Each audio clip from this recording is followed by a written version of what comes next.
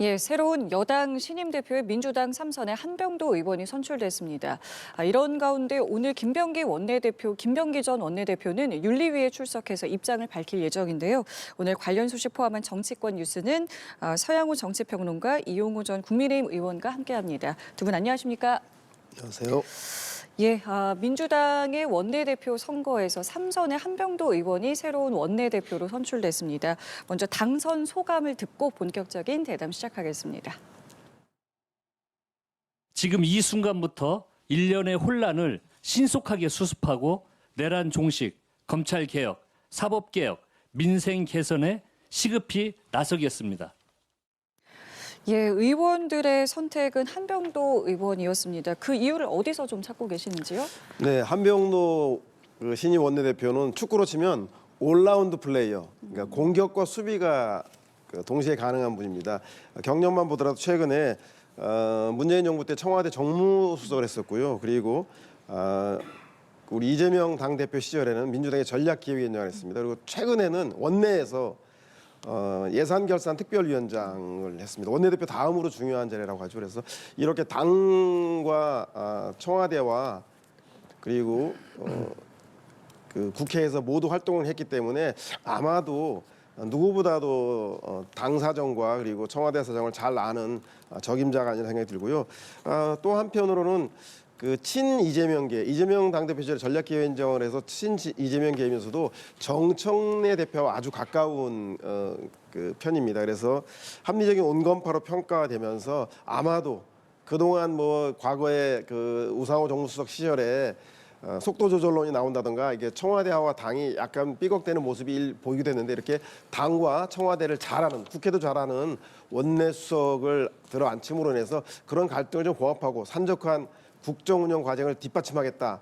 그런 뜻으로 우리 한병도 신임 원내 대표를 선택한 것 같습니다. 어떻게 좀 분석하고 계세요? 한병도 신임 원내대표는 제가 겪어본 바로는 비교적 온건하고 합리적이고 대화와 타협을 중시하는 사람입니다. 그런데 또 정치적 칼라로 보면 무색무취한 분이고 또 우리가 볼 때 정치인으로서 강한 카리스마를 갖고 있거나 추진력을 갖고 있다 이렇게 보기는 조금 미흡하지 않나 이런 생각이 들어요. 그래서 지금 김병기 전 원내대표를 이어받아서 4개월짜리 원내대표를 하는 것인데 아마 제가 보기에는 뭐 큰 틀의 기조가 변화가 있을 것 같지는 않다라는 생각을 하고요. 첫 취임 일성에서도 내란 종식을 언급하는 거 보면은 그동안 이재명 정부의 국정 기조 또 당의 어떤 방침 이것을 벗어나지 않고 그냥 무난하게 끌어가는 그런 분으로 역할을 할 것 같고요. 그동안 김병기 원내대표 같은 경우는 강한 그립을 갖고 있었음에도 불구하고 사실은 뭐 법사위에서 예전에 없는 조의대 청문회를 하거나 또 대장동 일당에 대한 항소 포기 이후에 이에 반발하는 검사를 18명 고발한 것들 이것들은 원내대표를 패싱하고 한 것이거든요. 이렇기 때문에 한병도 신임 원내대표가 이런 드센 민주당 내에 어떤 팬덤을 갖고 있는 정치인들을 잘 아우르면서 끌고 가는 데는 다소 여러 가지 한계가 있지 않을까 그런 전망도 해봅니다. 사실 어제 이제 취임 일성 저희가 함께 들어봤습니다만은 일련의 혼란을 신속하게 수습하겠다라고 말한 만큼 지금 임기는 짧지만 과제가 막중한 상황인데요. 역할이 막중합니다. 근데 이제 다만 이제 그립감, 리더십에 있어서는 어떨지 모르겠다라고 말씀하셨는데 어떤 역할 좀 기대해 볼 수 있겠습니까? 그러게 이렇게 시동 걸자 말자 오르막길. 운동화끈도 제대로 묶지 못한 채 바로 뛰어야 되는 숙제가 아주 많은 그 원내대표입니다. 아무래도 산적한 뭐 김병기 전 원내대표라든가 이해운 후보자 그 청문회 문제 그리고 지금 현재 가장 큰 문제가 되고 있는 그 강선호 의원과 김경 시의원의 공천원금 문제 등 뭐 그리고 뭐 특검법이라든가 개혁입법 뭐 지방선거에서의 준비까지 할 일들이 되게 많은데 무엇보다도 지금 여당 원내대표의 부재에 따른 원내 전략이 사실상 마비 상태입니다. 그래서 그 원내대표 부재 상황을 빨리 신속히 해결해 나가고 원내 지도부를 구성하는 것이 무엇보다 급선무인 것 같고요. 나머지 주요 현안은 아마 당 대표와 그 지도부들과 함께 협의해서 진행해 나갈 것 같고, 무엇보다도 지금 논의에 가장 민주당이 신경 써야 될 게 사실상 국민의힘이라든가 조국혁신당이라든가 야당과의 관계를 좀 개선해 나가는 게 중요한 과제인데요. 아마 온화한 성품의 합리적 성품의 그 우리 한병도 원내대표, 신임 원내대표에게는 그런 역할이 시급하지 않을까 그런 생각이 듭니다. 야당과의 관계 말씀해 주셨는데 근데 어쨌든 지금 특검을 또 통과를 시키겠다라고 한 만큼 야당과의 뭐 협상도 있을 것이고 대립도 있을 것인데 야당과의 관계는 좀 어떻게 예측해 볼 수 있겠습니까? 야당의 얘기를 좀 충분히 듣고 하면 한병도 신임 원내대표의 본인의 색깔을 국민들한테 어필할 수 있을 거예요. 그러니까 뭐 다소 한 4, 5일 늦어지고 한 일주일 늦어져도 그런 시간을 가지고 야당을 좀 설득하는 그런 모습을 보여주는 게 매우 필요한 시기다라고 생각이 들고요. 그렇지 않으면 정청래 대표가 워낙 지금 강한 국정 드라이브를 걸고 있는 상황이기 때문에 정치권에서 한병도 원내대표의 역할이 본인의 어떤 공간을 찾기가 어려울 수도 있기 때문에 오히려 차별화해서 정청래 대표 갖고 있지 않은 부분을 보완하는 그런 역할을 하는 게 필요하지 않을까 싶고요. 제일 우선적으로 필요한 것은 정치의 복원입니다. 그러니까 그동안 정청래 대표가 얘기했던 악수는 사람하고 한다, 이런 야당을 전혀 괴멸의 대상으로 볼 것이 아니라 야당을 정말로 그 정치의 대상으로 설득하고 또 그 대화하고 또 타협해서 국민들이 원하는 그런 해법을 내놓는 그런 정치가 필요하기 때문에 그것은 국회에서 하는 일이기 때문에요. 저는 한병도 신임 원내대표가 충분히 진정성을 갖고 그렇게 접근을 한다면 또 새로운 원내대표로서의 리더십을 보여줄 수도 있다고 생각하고, 그분이 특별히 진영 원래 친문으로 시작했습니다만 또 친명으로 가 있는 상태고 성격이 무난해서 두루두루 잘 아우를 수도 있을 것 같다. 그런 기대를 해봅니다. 알겠습니다. 자, 그리고 어제 최고위원 선거도 있었고요. 강북구 의원 이성윤, 문정복 의원이 이제 당선이 되면서 이것을 이제 분석하기에는 이제 정청래 대표 체제에 더 힘이 실린 것이다라고 지금 보고 있는데 이번 지도부 선출로 어떤 변화를 좀 볼 수 있겠습니까? 친명 1인, 친청 2인, 그래서 친청, 즉 정청래 당 대표 체제가 더 안정화될 것이다. 전 이런 그 분석에는 참 동의해주면 안 되는데. 강북구 최고위원 같은 경우는 사실 김민석 국무총리의 직계 가장 친한 의원입니다. 그러면 김민석계란 소리인지, 그리고 문정복 최고위원 같은 경우는 백원 의원 보좌관 출신으로 원조 친노 친문인데 그렇게 따질 일은 아닌 것 같습니다. 오히려 유의 있게 봐야 될 것은 이성윤 최고위원이 전체 득표 24.7%로 2등을 차지했는데 당의 국회의원들과 지역위원장이 선출하는 중앙위원회에서는 꼴찌를 했습니다. 그런데 권리당원들의 압도적인 그 표로 31만 표를 받아서 일약 2위에 올랐는데요. 이것을 보면 이성윤 최고위원 같은 경우는 당내에서 특검법이라든가 그리고 검찰 개혁이라든가 이런 개혁 입법을 주도했던 분들입니다. 근데 권리당원 내에서 이런 요구가 강하다는 게 있는 것 같고, 중앙위원들은 아무래도 현 국회의원들과 원외 지역위원장들이 있다 보니까 민생 문제, 경제 문제, 부동산 문제, 물가 문제 이런 문제에는 관심이 많을 것 같은데, 이 두 가지 당 지도부에 가까운 분들의 민생 경제를 챙겼으면 하는 문제와 권리당원이 갖고 있는 특검을 비롯한 개혁 입법에 대한 신속한 처리 문제, 이 두 가지 문제를 우리 정청래 후보가 어떤 식으로 최고위원들과 함께 힘과 지혜를 모을지 그 점을 더욱더 주목해봐야 되는 거 아닌가 생각이 듭니다. 알겠습니다. 최고위원 선거 결과는 어떻게 좀 보셨습니까? 우선은 이번 최고위원 그 보궐선거가 기본적으로 그 후보마다 이게 이름표가 붙어 있었거든요. 이 사람은 친명, 예. 이 사람은 친청, 이렇게 시작됐기 때문에 국민들도 그렇고 또 권리당원이나 중앙위원들도 그렇게 보고 투표를 했을 거라고 생각을 하는데 결과적으로는 친청, 정청래와 가까운 두 사람이 되고 이재명 대통령과 가까운 사람은 한 사람이 된 것으로 지금 분석을 하고 있는데요. 정치라고 하는 게 보는 대로 가는 것이기 때문에 저는 정청래 대표의 입지는 강화됐다고 생각을 합니다. 그리고 조금 전에 서양호 소장이 말씀하셨지만 저는 그 부분에도 동의를 하는 것이 이성윤 그 최고위원 된 분은 소위 이제 뭐 중앙위원이라고 하는 나름대로 국회의원이나 뭐 단체장이나 이런 사람들 표는 적은데도 불구하고 권리당원에서 압도적으로 이제 득표를 해서 당선된 그런 경우가 됐는데 그만큼 민주당이 권리당원의 목소리가 크고 또 그런 사람들의 영향을 받을 수밖에 없는 구조다라는 생각이 들고요.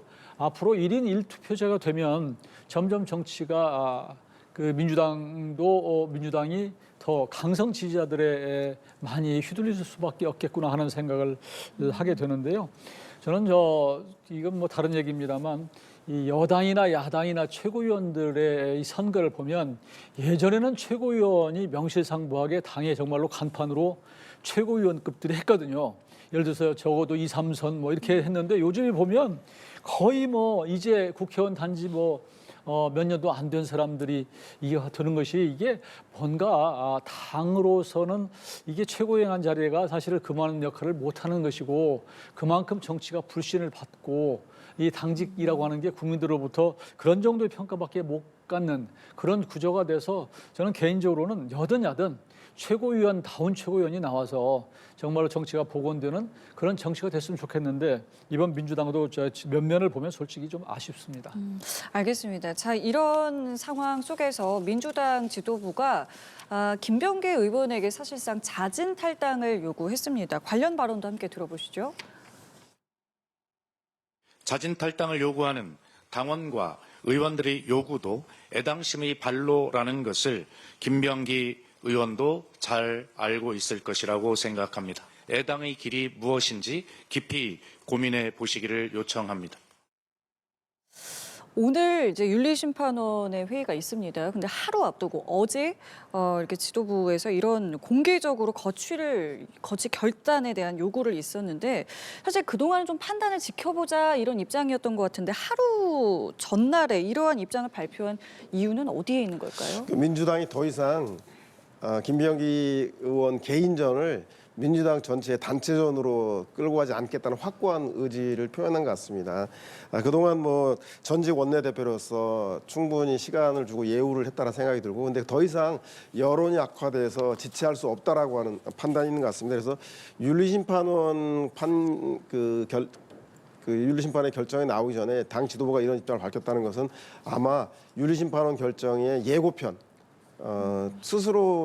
스스로 탈당하지 않으면 아마도 윤리심판에서 제명이라든가 출당 권고라든가 이런 강력한 조치가 나올 것을 암시한다는 생각이 들고요. 아마 정부 여당으로서는 대통령의 국정과제를 뒷받침해야 되는 산적한 과제들이 매우 많지 않습니까? 그래서 더 이상 이 문제 말고도 해결해야 될 문제가 많기 때문에 하나하나 매듭을 지어 나간다는 차원에서 김병기 원내대표의 거취를 스스로 좀 결단해 주기를 바라는 의미로 이런 입장을 발표하지 않았나 생각이 듭니다. 거취를 발표해 주기를 바라는 마음이었을 것이다. 그래서 전날에 이렇게 얘기를 했을 것이다라고 하는데 사실 오늘 근데 김병기 의원 같은 경우에는 자진 탈당 이런 이야기는 전혀 없고 오늘 직접 또 회의에 출석을 할 것 같다라는 지금 관측이 나오면서 오히려 이제 최대한 자신에 대해서 이제 소명을 하고 입장을 밝힐 것 같아요.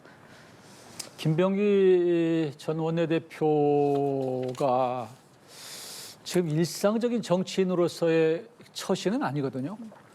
지금 나와 있는 여러 가지 의혹, 공천 헌금 이런 문제와 관련해서도 이미 본인이 거취를 밝혔어야 되는 것이 정치인으로서의 도리인데 지금 오랜 기간 동안 지금 버티고 있는 그런 상황이고 본인 입으로도 나는 스스로는 탈당하지 않는다. 나를 출당하면 몰라도 이렇게 지금 얘기를 하고 있는 것은 뭔가 믿는 구석이 있다라고 저희는 생각할 수밖에 없어요. 국민들의 입장에서는. 왜냐하면 지난번 그 총선에서 김병기 전 원내대표가 친명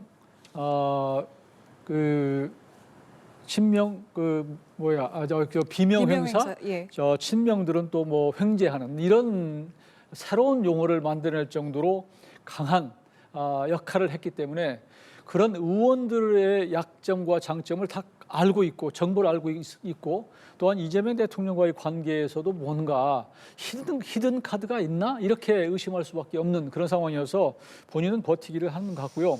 이번에 그 버텨야지 본인은 산다라고 마지막까지 지금 전략을 펴고 있는 것 같은데 저는 그게 옳지는 않다고 봐요. 오직 한번 당에서도 해당의 길이 무엇인지 좀 고민해달라 이렇게 얘기하는 것은 사실은 탈당해달라는 얘기거든요. 그러면 그것을 정치인으로서 수용하게서 가는 길이 옳은데 결국은 이렇게 가서 나중에 이제 윤리심판원까지 출석해서 얘기를 해본들 지금 드러나는 것만 갖고도 이미 국민들의 또 당원들의 마음에서는 떠난 그런 상태이기 때문에 부담만 되고 마지막 남은 명예까지도 지키기가 어려운 상황이 된 것이 아닌가. 저는 이제 그 윤리심판원 그 회의가 있을 때까지 아직도 시간이 있기 때문에 본인이 막바지에 또 결심할 수도 있을 거다 그렇게 봅니다. 어떻게 보세요? 오늘 뭐 회의 출석하면서 입장을 좀 낼 것 같으세요? 뭐 어떻게 좀 전망해 보실 수 있을까요? 원래 그 사람이 살다 보면 예. 멀리서 던지는 모난 돌보다 가까이서 하는 말 한마디가 더 아픈 법인데 김병기 전 원내대표로서는 이제 진퇴양난 이제 결정을 해야 될 순간에 다가선 것 같습니다. 이제 본인이 스스로 탈당하지 않겠다라고 한 그 명예, 당으로서의 정치적 명예보다는 실질적인 그러니까 사법 처리가 임박해 와서 법리적 대응하는 실리를 좀 찾아야 되지 않을까 생각이 듭니다. 잘 아시겠지만 이미 검찰과 경찰이 검찰은 오래전부터 내사를 했다라는 것들이 언론 보도에서 나오고 있고 경찰도 이제 관련된 수사를 10여 가지를 동시에 진행하고 있습니다. 따라서 원내대표를 지냈다는 사람들의 명예보다는 변호사와 함께 법리적 대응을 하기 위해서라도 이제 당 문제와 관련해서는 출당이든 탈당이든 제명이든 빨리 매듭 짓고 법리적 대응이 다음 패러프로 넘어갔으면 좋겠고요. 윤리심판원도 그에 따라서 이게 법률적 기구가 아니라 당에 있는 기구이다 보니까 국민의 여론, 당원들의 여론들을 많이 참고할 수밖에 없어서 뭐 가장 강력한 권고나 강력한 결정을 내리지 않을까 그렇게 전망이 되겠습니다. 그러니까 제명 가능성도 충분히 있어 보인다라는 말씀이죠. 지금 뭐 어제 박수현 수석 대변인이 그렇게 말을 한 거 보면 예. 오늘 윤리심판원에 사실은 예고편인 듯해서 저는 뭐 가장 높은 수위의 결정이 나오지 않을까 생각이 듭니다. 비슷한 생각이신가요? 그렇죠. 그러니까 윤리심판원에서는 이미 뭐 제명 정도의 수준으로 결정이 돼 있고 그것은 당 지도부의 생각인 것과 동시에 아마 현 정권 전체의 생각일 거예요. 원내대표라고 하는 자리면 굉장히 막강한 자리임에도 불구하고 그 자리를 물러남으로써 본인은 다 어떤 그 정치적으로 그 대가를 치른 것으로 생각할 수 있을지 모르지만 지금 나와 있는 의혹들 한 가지가 엄청난 일들이란 말이에요. 강선우 의원과 관련된 이런 사실은 뭐 1억 공천 그 당시에 뇌물 이것들도 이게 어떻게 수사 결과에 따라서 어떻게 번질지도 모르는 그런 상황이고 지금 모든 가족이 전부 뭐 예를 들어 놀러 가면은 예를 들면 뭐 그 공항 무슨 호텔 숙박권 또 공항에 가면 공항에 의전 또 병원에 가면 병원에 의전 아이 취업하는 거 다 심지어 막 그 편입하는 까지 모든 데 행동에 다 이 그 어떤 권한 본인이 갖고 있는 공적 권한을 사적으로 남용한 사익을 편취한 이런 쪽으로 돼 있기 때문에 이분은 사실은 이게 뭐 제명 정도가 아니라 의원직 사퇴를 해야 되고요. 이 내용의 여러 가지 그 혐의로 봐서는 그게 사실로 드러난다면 이게 사법적으로 무사하지 못할 것이다. 이런 상황에서 아직도 버티고 있다고 하는 것은 아직도 지금 본인이 어떤 위치에 처해 있는지를 잘 못 알아듣는 것이다. 저는 그렇게 봅니다. 알겠습니다. 이 움직이는 내용도 저희도 좀 지켜보겠고요. 어제 김경 서울시 의원 같은 경우에는 이제 귀국을 해서 바로 경찰 조사를 받았습니다. 사실은 오늘 이제 원래 귀국하는 날이었는데 하루 앞당겨서 지금 와서 바로 조사를 받았거든요. 이 부분 좀 어떻게 보셨습니까? 뭐 사실은 그동안 신병 확보가 안 돼서 국민들로부터 야당으로부터 많은 공격을 받았는데 이제 출석을 했으므로 시작이 반이다. 그리고 가닥이 잡힐 것 같다는 생각이 듭니다. 일단 김경 시의원 같은 경우는 1억 원을 주었다가 돌려받았다라고 진술하고 있는데 그 주고 돌려받은 과정에서 위법사항이 없었는지가 가장 핵심적인 문제가 될 것 같은데요. 가장 낮게는 불법 정치 자금으로 그 정치자금법을 위반한 정도 소지가 있는지 없는지 볼 것 같고요. 더 나아가서는 매수 및 이해 유도에 따른 선거법 위반 여부도 따져볼 것 같습니다. 끝으로는 이제 강선우 의원이 사실상 공적 영향력에 있는, 즉 공천권을 가지고 있는 사실상의 국회의원으로서 직무활선으로 특가법상의 그 뇌물 문제로까지 나아갈지 문제에 대해서 아마 김경 의원과 중간에 전달로 알려져 있는 전직 보좌관 그리고 강선우 의원의 진술 여하에 따라서 어느 정도까지 그 죄가 확대될지에 대해서 경찰에서 수사에 초점을 맞추고 있는 것 같습니다. 예, 어제 한 3시간 반 정도 조사를 받았다고 하고 경찰에서 이제 재소환도 예정을 하고 있다고 하는데 귀국 이후에 지금 경찰의 움직임에 대해서는 좀 어떻게 평가하시는지요? 경찰 움직임은 한가해요. 경찰의 조사가 3시간이라고 한다면요. 그냥 이름 물어보고 주소 물어보고 조금 있으면 3시간이에요. 그러니까 얼마나 지금 경찰의 수사가 한가하게 진행되고 있는가를 단적으로 보여주는 것이고, 지금 김경 시의원이 출국했잖아요. 그 당시에 당연히 경찰의 수사가 시작됐음에도 불구하고 출국 금지를 시키지 않는 이런 초보적인 단계도 지금 해태해 놓고, 오직 하면 김경시 의원이 라스베가스 가서 엄지척을 했겠습니까? 그때 엄지척 할 때는 이미 제가 보기에는 강선우 지금 의원과 여러 관계자들과 입맞추기 다 끝났을 거예요. 이미 텔레그램 뭐 이런 SNS 이런 거 다 지우고 전화번호도 뭐 전화기도 바꿨을지도 모르는 것이고 증거인멸 다 끝난 상태다. 그래서 이 사안을 어떻게 가져가는 것이 본인에게 민주당에게 가장 타격을 적게 줄 것인가, 이 부분 끝내고 돌아온 거예요. 그래서 지금 본인은 처음에 주었다가 받았다고 그러는데 도대체 어떻게 줬는지 또 언제 어떻게 받았는지가 불분명하고, 보좌관을 조사했는데 보좌관은 모른다는 거 아니에요. 보관했던 보좌관은. 이거 보면은 국민들이 정말로 이게 눈 가리고 앙후하는 수사를 지금 하고 있다, 이렇게 경찰이 이렇게 보는 것이고요. 김경 시의원 같은 경우는 정말로 믿는 구석이 있다. 지금 자기는 충분히 뒷배가 있다가 생각을 하는 것 같아요. 저는 지금 김병기나 또 그 의원이나 혹은 강선우 정도가 아니라 저는 그게 뭐 합리적 의심이 될 수도 있는 것인데, 지금 강서에서 구청장 출마하지 않고 거기에 시의원이 영등포 구청장을 출마하겠다고는 당찬 포부를 갖고 있었던 여러 가지들 그 하나하나를 보면 저는 충분히 김경 지금 시의원이 본인의 문제에 대해서 충분히 증거인멸하고 그리고 벗어날 여러 가지 시나리오를 갖고 있고, 경찰은 어느 정도 눈 감아주고 있는데 이거 제대로 털면요, 저는 예전에 김경수 지금 경남도지사처럼 드루킹 사건처럼 커질 수 있는 거다. 그래서 경찰 수사 결과가 어떻게 나와봐야 알겠지만 저는 특검으로 갈 수밖에 없는 언젠가는 그런 사안이다. 저는 그렇게 보고 있습니다. 실제로 이준석 대표 같은 경우도 이 사안 그리고 나아가서 이제 통일교 사안까지 묶어서 특검 한번 논의하자라면서 장동혁 대표랑 이제 조국 대표에게 연석 회담을 제안을 했고, 조국 대표 같은 경우는 일단 거절을 했습니다만은 이제 장동혁 대표 같은 경우 당장 조만간 이제 만날 것 같다. 어제는 일단 전화 통화를 했고요. 그래서 이러한 지금 움직임에 대해서는 좀 어떻게 보고 계시는지도 좀 여쭤보겠습니다. 이상적이어서 전 정치적 공세일 뿐이고 현실성은 많이 떨어진다고 생각이 듭니다. 잘 아시겠지만 합법적인 쪼개기 후원이라는 게 있습니다. 그 법률적으로 1년에 법인의 경우 500만 원까지 선고가 없는 평상시에는 가능한데, 그럼 1년에 500만 원이면 4년 동안 임기 동안 하면 한 2천만 원 정도 공식적으로 합법적으로 후원이 가능한데, 이 문제에 대해서도 공식이냐 비공식이냐를 따지기가 상당히 현행 법상으로는 상당히 애매합니다. 잘 아시겠지만 정모 의원 국민의힘 의원 같은 경우도 2024년도 한 해에 전현직 광역 기초 의원으로부터 약 3,300만 원의 정치 후원금을 받았는데 이것이 대가성이 있느냐 없느냐, 이런 언론 보도에 비판들이 있는 걸 보면 현실적 제약이 많이 있는 것 같습니다. 그리고 민주당만 이런 문제가 있는 것인지 국민의힘과 나머지 정당들은 이 문제로부터 자유로울 수 있는지, 자칫 현재 문제가 발생한 데 초점을 맞춰서 진상을 규명하고 책임자를 처벌하는 문제에 포커싱을 맞춰야지,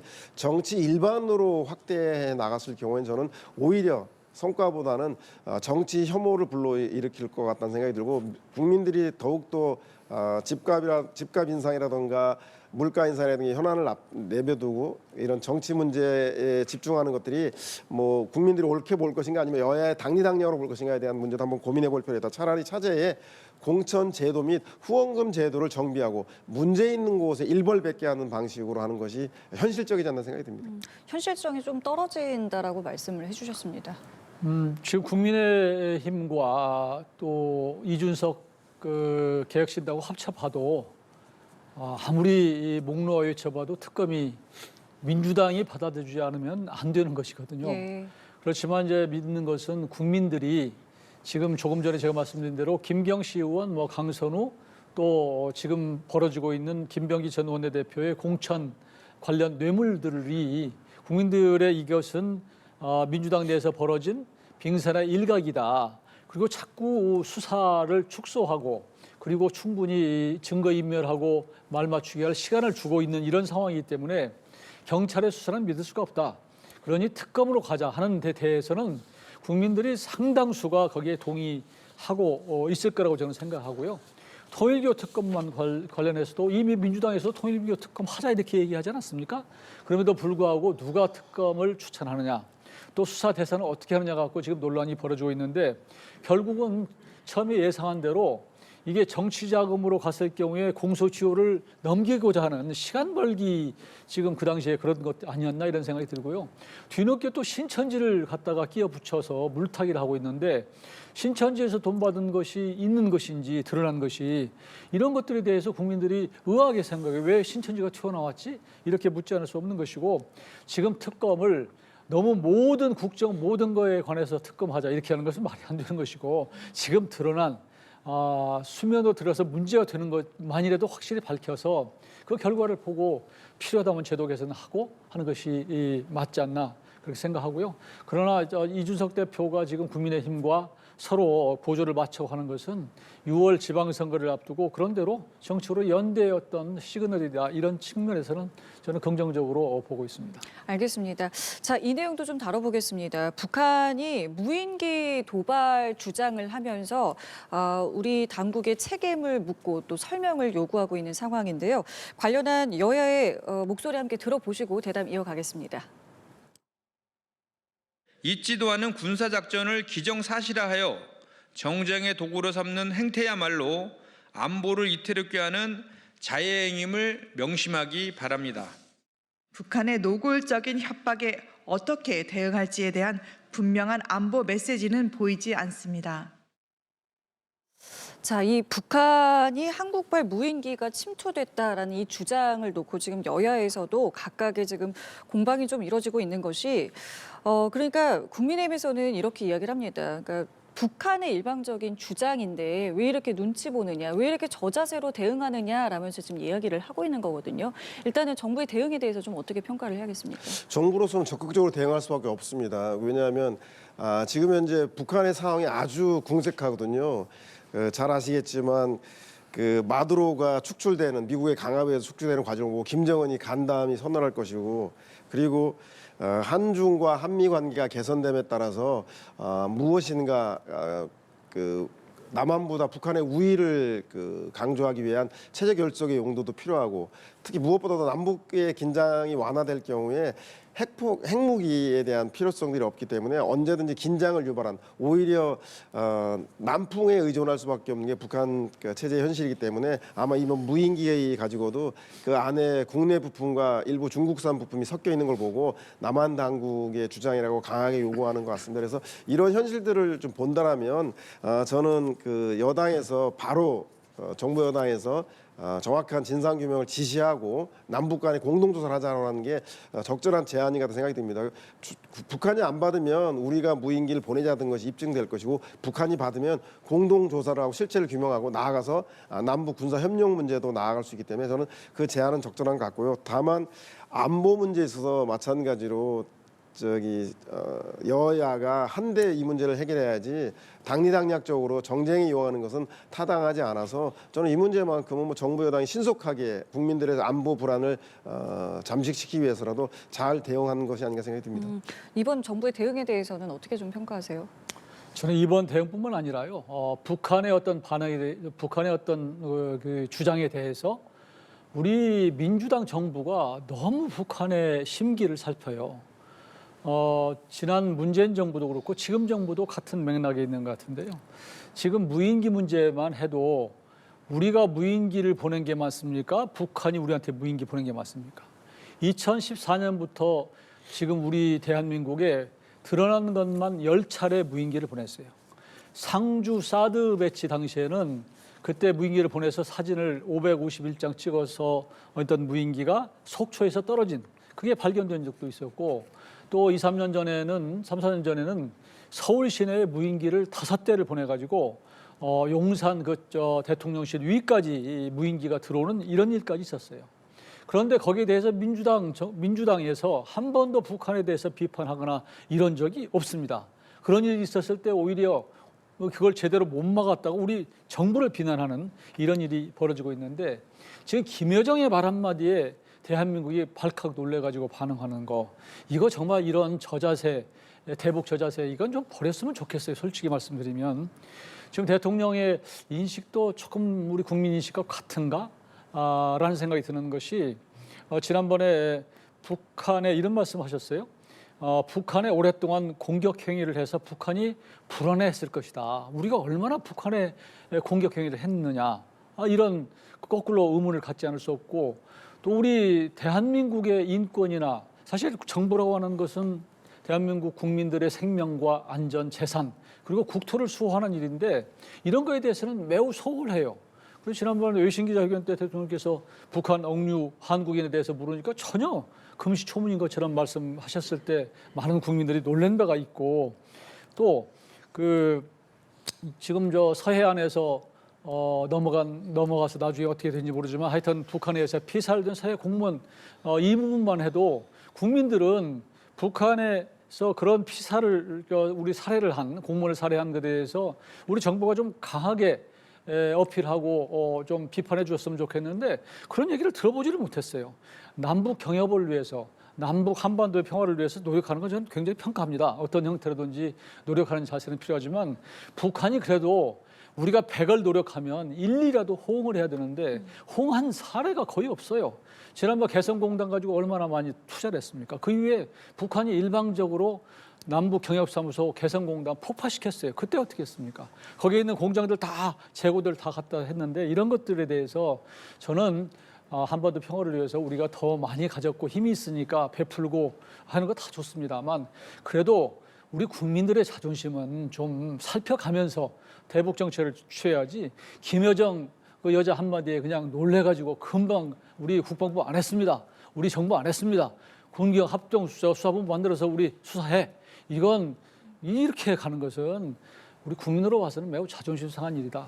저는 그렇게 지적합니다. 알겠습니다. 자, 그리고 마지막 주제인데요. 시간이 많지 않아서 이건 한 1분씩 나눠서 좀 시간을 드리겠습니다.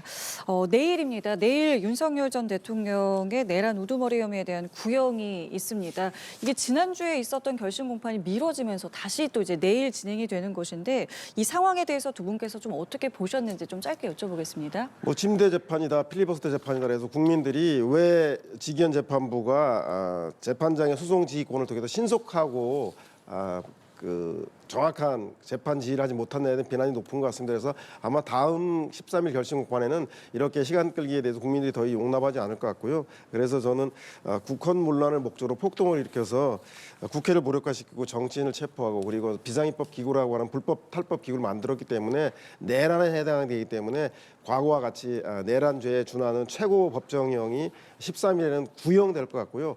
실제 임명이 살상되지 않았다. 군이 권력을 찬탈한 것과 다르게 대통령으로서 국정 운영을 위해서 계몽령이었다라고 하는 것은 판사가 양형을 할 때 반영할 목적이지 특검에서는 저는 내란죄로 법정 최고형인 사형이 구형되지 않을까 생각이 듭니다. 알겠습니다. 저는 지난번에 있었던 사실상 마지막 결심 공판이었는데요. 김영현 전 장관의 변호인들이 하는 모습은 정말로 불편하고 불쾌해요. 지금 마지막 단계에서 그렇게 시간을 끌어본들 본질적인 내용이 바뀔 리도 없고 그분들의 하는 행태 자체가 도대체 이해가 안 돼요. 그렇게 8시간을 끌어서 재판을 좀 늦춰본들, 필리버스터를 해본들 결과가 달라질 일도 아니라고 생각을 하고, 더구나 그 과정에서 무슨 빨리 얘기를 하면 혀가 짧아서 무슨 이렇게 꼬인다거나 이런 얘기들이나, 또 끝나고 나서 유튜브에 나가가지고 우리가 작전을 잘 폈죠, 이런 식의 얘기는 국민들을 오히려 조롱하는 것이고, 또 김용현 전 장관 같은 경우는 본인이 무슨 독립운동하거나 민주화운동한 게 아니잖아요. 사실은 저는 내란인지 아닌지는 모르겠습니다만 하여튼 계엄, 말도 안 되는 계엄을 벌어지는데 주역을 했으면 반성하는 모습을 보여야지 지금도 하는 것은 저는 아니라고 생각이 들고, 그렇다고 또 해서 또 민주당에서 이게 무슨 조이대 사법부가 침대 축구를 한다 이렇게 또 확장해서 가서 조이대 무슨 사법부를 비판하는 것은 그건 또 아니다라는 생각이 들고요. 이제 13일 날입니까? 먼저 내일입니다. 내일 그 예. 결과가 이제 다시 윤석열 전 대통령에 대한 것이 나올 텐데, 국민들이 다 보고 있는 거예요. 이분이 어떻게 재판을 받고 이분이 어떻게 진정성을 갖고 재판에 임하는가, 이게 중요한 것이지, 거기서 시간 끌고 나중에 마지막 이제 재판 다 끝나가는데 얘기해본들 형량이나 나중에 재판에 큰 영향이 없을 거다.